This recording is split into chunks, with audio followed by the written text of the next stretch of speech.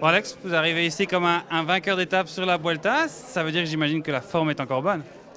Oui, oui, effectivement. Je pense que la Vuelta, c'était une super course pour aborder les championnats du monde, pour se préparer et être en forme ici. Donc, j'ai un petit peu récupéré après le Tour d'Espagne, mais pas non plus, pas trop non plus, puisqu'il y a que 2 semaines entre les deux. Donc, faut Il y a pas eu le trop chrono par couper. équipe. Voilà, il y a eu le chrono par équipe, donc faut pas trop couper non plus. Donc, je pense que la condition est très bonne. Ouais.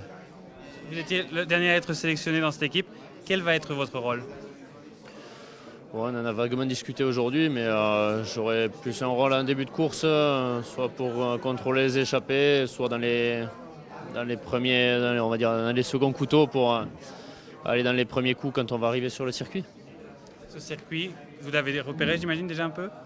Oui, oui, on l'a fait aujourd'hui. Et puis moi j'avais fait le Tour des Alpes au mois d'avril, donc je le connais relativement bien.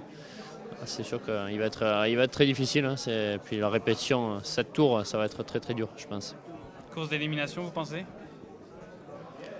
Au début, c'est sûr. Après, on voit les espoirs comment ils terminent. Ils ont quand même la boucle finale à moins. Et ils ont quand même 3 tours de moins, 3 grands tours de moins. Quand on voit comment ils terminent, on voit que c'est vraiment très difficile. Et j'attends de voir combien on sera au pied de la dernière montée. Mais je pense que ça va être, ouais, ça va exploser. Et dans le final, ça va être vraiment, ça va être très décousu. Ouais. Est-ce que vous imaginez une course, parce que par rapport aux espoirs, il y a cette dernière bosse qui est très pentue, qui n'est pas dans le circuit initial. Est-ce que vous imaginez que du coup, il risque un peu d'y avoir une sorte de course d'attente, surtout que c'est très difficile? Ou alors est-ce que c'est un championnat du monde et ça va attaquer d'entrée? Ouais, ouais, c'est bien la question qu'on se pose aussi. Est-ce que je pense que ça va quand même changer les choses, mais il y a aussi pas mal de coureurs qui savent que s'ils attendent la dernière montée, ils ont perdu. Donc je pense qu'il y a quand même de grandes chances qu'il y ait une grosse guerre déjà dans les 2 derniers tours du grand circuit. Vous connaissez bien le cyclisme. À Rio, on attendait tous un vainqueur, un grimpeur. C'est Greg Navermaet qui a gagné, qui monte très bien, mais qui n'est pas un pur grimpeur. Est-ce que ce genre de scénario est possible ici ou non, c'est trop dur? Ouais, pour moi, je pense que c'est vraiment trop dur après, c'est les coureurs qui font la course, donc on va pas.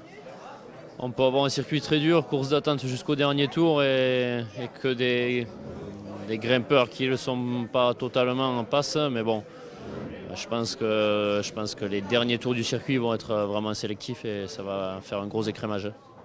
Merci beaucoup, Alex. Ok.